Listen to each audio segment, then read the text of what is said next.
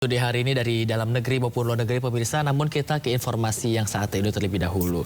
Diduga akibat korsleting listrik, sebuah bangunan perpustakaan di salah satu sekolah dasar di Goa, Sulawesi Selatan hangus terbakar. Akibat kebakaran, kerugian sekolah ditaksir mencapai 150 juta rupiah.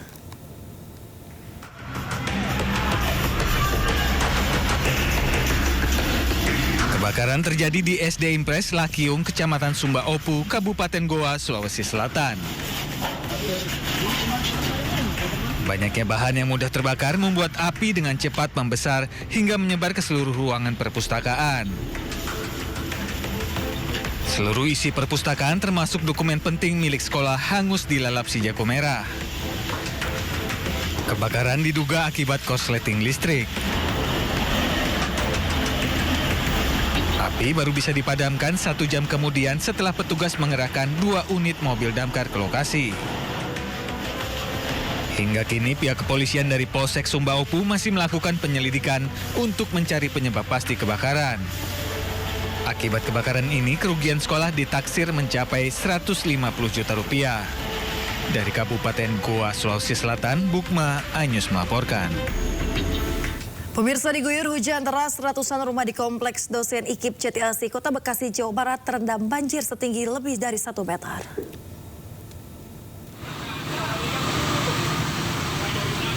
Banjir yang melanda perumahan kompleks dosen IKIP, Kelurahan Jati Keramat, Jatiasi, Kota Bekasi, Jawa Barat, hingga Selasa dini hari terus alami peningkatan ketinggian air, pemirsa. Ketinggian banjir bervariasi hingga mencapai 1 meter lebih. Kondisi tanah yang rendah serta penyempitan aliran kali Cakung membuat perumahan dosen IKIP selalu banjir jika diguyur hujan deras. Sejumlah petugas berjibaku melakukan penyedotan dengan pompa air. Sebagian warga telah dievakuasi ke tempat yang aman dan sebagian lagi memilih bertahan di rumah masing-masing.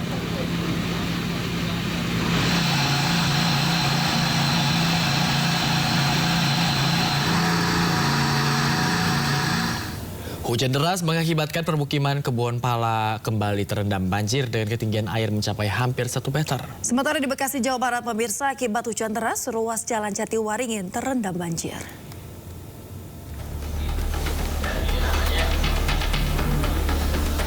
Mendapat kiriman air dari wilayah Bogor, Jawa Barat, pemukiman padat penduduk di kawasan Kebon Pala, Jatinegara, Jakarta Timur kembali terendam banjir. Ketinggian air pada bagian depan pemukiman setinggi 50 cm, sedangkan di bagian belakang tepatnya di titik terendah mencapai 1 meter. Kondisi tersebut membuat warga yang akan melakukan aktivitas terganggu.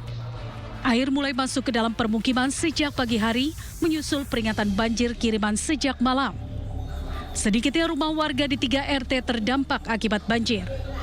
Bagi warga, banjir serupa sudah terjadi beberapa kali dalam sebulan terakhir.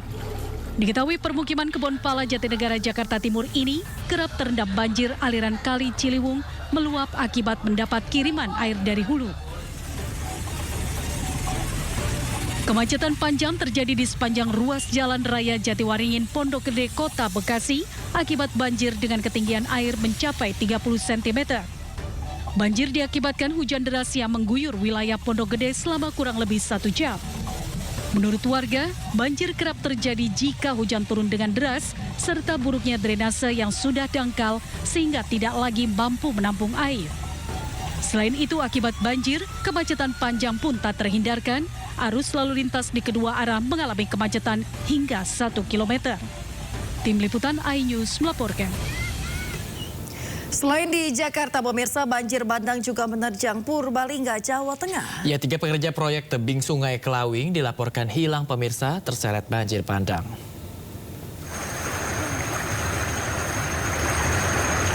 Sebelumnya 6 pekerja proyek terjebak banjir bandang di pos istirahat sodetan Sungai Kelawing di Desa Panaruban di Kaligondang. Banjir akibat hujan deras yang mengguyur kawasan tersebut, di mana tim SAR gabungan dari BPBD dan Basarnas mengevakuasi para pekerja menggunakan perahu karet. 3 pekerja berhasil dievakuasi, sementara 3 pekerja lainnya masih dalam pencarian. Evakuasi terkendala arus sungai yang sangat deras.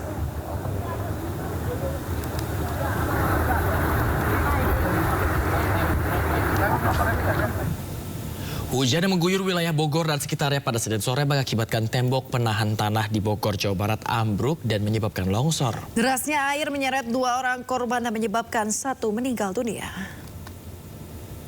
Sedang evakuasi di Kampung Cirangrang. Ada Mang Iwan, Mang Alek, Cimplung, dan teman-teman lain. Alhamdulillah udah ditemukan. Jenazah korban longsor yang terseret arus banjir di Kampung Rawasedek, Megamendung, Bogor akhirnya ditemukan. Dengan bermodal tali, petugas dan warga berusaha mengevakuasi korban dari derasnya arus sungai. Jenazah selanjutnya diserahkan ke pihak keluarga untuk dimakamkan. Menurut petugas, banjir dan longsor bermula saat hujan deras mengguyur wilayah Kabupaten Bogor. Saat itu korban dan anaknya Wanto hendak pergi mengungsi untuk evakuasi mandiri. Namun di tengah perjalanan, tembok penahan tanah di dekat rumahnya ambruk dan derasnya air sungai menyeret 2 korban sekitar 3 km dari lokasi kejadian.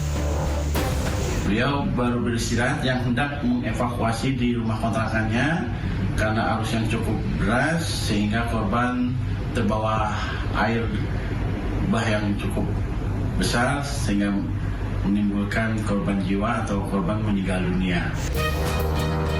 Pada bulan sebelumnya, banjir di Kampung Rawasedek telah menghanyutkan seorang santri dan merendam puluhan rumah. Dari Bogor, Jawa Barat, Wildan Hidayat, iNews melaporkan. Pemirsa, hujan deras disertai angin kencang yang mengguyur Kota Bandung, Jawa Barat menyebabkan pohon setinggi 20 meter tumbang dan menutup ruas jalan Caringin. Ya, akibatnya sebuah kios bensin rusak tertimpa pohon.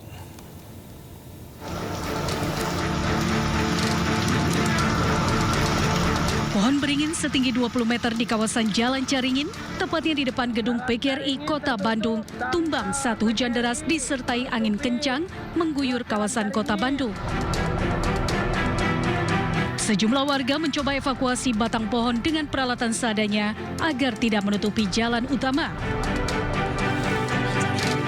Petugas dari DPKP dibantu petugas Diskar PB langsung terjun ke lokasi, memotong satu persatu batang pohon. Penyebab pohon tumbang diduga usia pohon sudah tua. Tadi saya kebetulan lagi di dalam. Tadi ada hujan besar, angin kencang, kemudian tiba-tiba ada laporan ke dalam, Pak, itu beringin roboh. Saya lihat keluar dari atas dari lantai 2 ya sudah roboh gitu kejadiannya. Terus menimpa kios bensin. Tapi alhamdulillah tidak ada korban. Kebetulan ada motor tadi tapi motornya tidak apa-apa. Selama proses evakuasi, arus lalu lintas di kawasan tersebut mengalami macet total. Dari Bandung, Jawa Barat, Billy Maulana Fikran, iNews melaporkan. Pemirsa, sound horeg atau yang namanya sudah dikinikan maksudnya menjadi sound karnaval Indonesia diduga mulai membawa korban. Seorang ibu muda di Lumajang, Jawa Timur meninggal dunia, pemirsa, saat menonton karnaval yang melibatkan sound horeg. Belum diketahui pasti penyebab kematian ibu muda tersebut. Seorang perempuan yang meninggal ini bernama Ani Mutmainah, usia 38 tahun, warga desa Selok Awar-Awar, Pasirian, Lumajang, Jawa Timur, yang meninggal dunia saat melihat karnaval sound horeg. Warga sekitar dan keluarga besar yang berduka langsung bertakziah di rumah Ani. Sebelum dinyatakan meninggal dunia, Ani menonton karnaval sound horeg dalam rangka HUT Kemerdekaan Republik Indonesia. Saat menonton karnaval sound horeg tersebutlah Ani merekam pertunjukan sound horeg dan tiba-tiba tersungkur dan tidak sadarkan diri. Ani langsung dibawa ke Rumah Sakit Umum Pasirian, namun nyawanya tidak bisa diselamatkan. Menurut pihak keluarga, Ani Mutmainah tidak memiliki riwayat penyakit dan dalam kondisi sehat saat menyaksikan karnaval. Pihak keluarga juga telah mengikhlaskan peristiwa kematian Ani. Meski belum diketahui pasti penyebab kematian Ani Mutmainah, atas peristiwa ini pihak pemerintah Kabupaten Lumajang akan lebih memperketat izin karnaval yang melibatkan sound horeg. Keluarga menerima ini dengan ikhlas sebagai bagian dari takdir, sebagai bagian dari kepastian yang memang sudah ditetapkan oleh Allah. Segera kami akan lakukan evaluasi dan koordinasi dengan Pak Kapolres. sebagai lembaga penerbit izin keramaian ya. Sementara itu, meski MUI Jawa Timur telah mengeluarkan fatwa haram sound horeg, namun pada kenyataannya masyarakat di Lumajang masih menggunakan sound horeg dalam kegiatan karnaval. Dari Lumajang, Jawa Timur, Yayan Nugroho, iNews melaporkan. Pemirsa, seorang pelajar di Kota Bandung, Jawa Barat tewas dibacok rekannya sendiri di sebuah bengkel di kawasan Cibiru. Ya, korban tewas di tempat setelah mengalami luka bacokan di dada.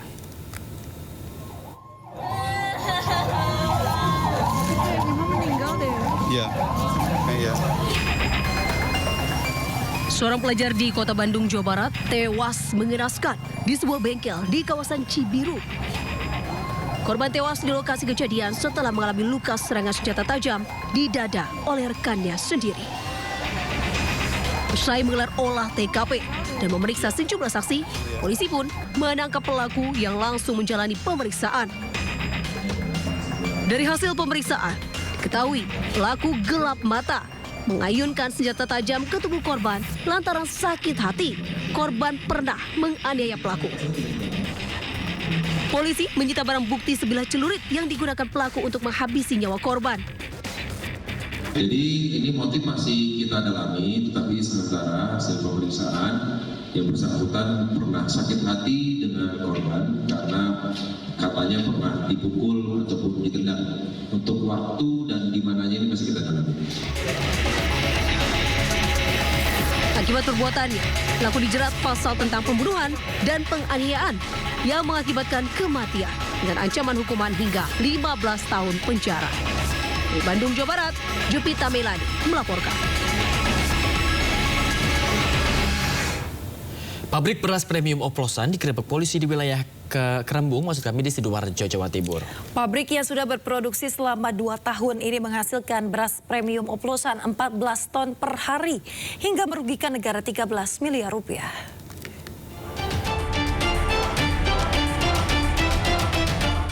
Polisi menggerebek pabrik beras premium oplosan di kawasan padat penduduk di Desa Keper, Kerembung, Sidoarjo, Jawa Timur. Dengan menggunakan mesin yang didatangkan dari luar negeri, usaha rumahan ini mampu memproduksi beras premium oplosan sekitar 14 ton per hari.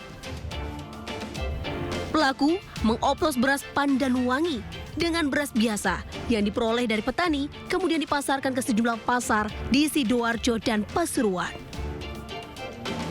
Beras dikemas 5 kg dan 25 kg dengan merek SPG yang dibubuhi tulisan Standar Nasional Indonesia, SNI, dan tulisan halal. Dalam penggerebekan, polisi menangkap 1 orang pelaku usaha dan menyita ratusan kemasan beras premium oplosan kemasan 5 kg dan 25 kg, sejumlah peralatan mesin produksi, serta sebuah kendaraan pengangkut. Kemudian Pasuruan, dan kami masih mendalami untuk pendistribusian di wilayah seluruh Jawa Timur. Dan dari hasil pengecekan di lapangan, ini masih kami dalam melakukan proses untuk menarikkan barang-barang yang masih beredar yang ada di jual-jual khususnya di wilayah Sidoarjo dan Pasuruan. Untuk kepentingan pemeriksaan lebih lanjut, saat ini pelaku diamankan di sel tahanan Polresta Sidoarjo. Sementara, pabrik produksi beras disegel dan ditutup untuk umum. Dari Sidoarjo, Jawa Timur, Pramono Putra melaporkan. Pemirsa, kedapatan membawa sabu seberat 200 gram lebih. Pria asal Kabupaten Sampang ditangkap petugas Satres Narkoba Polres Sumeneb. Ya, sementara di Solok, Sumatera Barat, pemirsa, polisi gerebek pesta sabu di sebuah rumah.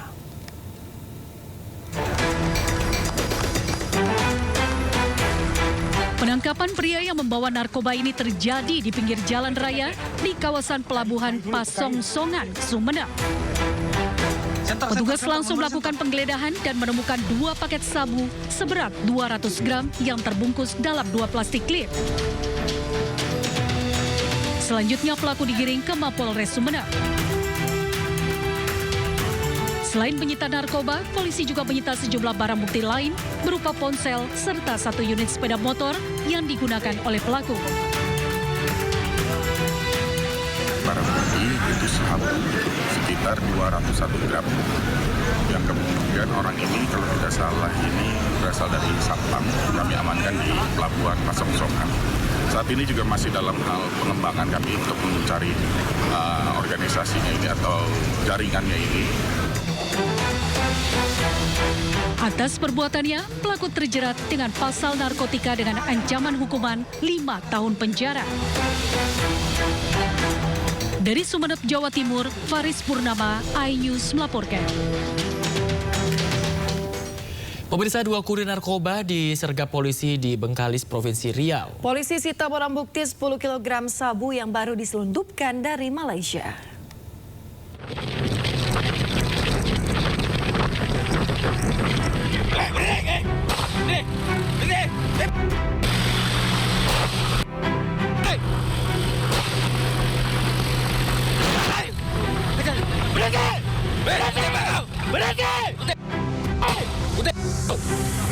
Aksi kejar-kejaran dan tembakan peringatan ke udara warnai penangkapan 2 kurir sabu oleh Subdit 4 Direktorat Tindak Pidana Narkoba Bareskrim Polri di Jalan Utama Desa Sebauk, Bengkalis, Riau.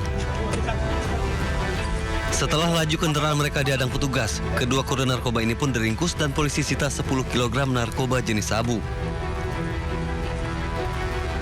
Diketahui barang haram ini baru saja diselundupkan dari Malaysia melalui jalur perairan yang berada tak jauh dari lokasi penangkapan. Kepada petugas, kedua kurir mengaku diperintah oleh seorang narapidana lapas kelas 2 Bengkalis bernama Hadisa Pradianto alias Jai alias Adi, seorang terpidana seumur hidup dalam kasus penyelundupan 20 kg sabu.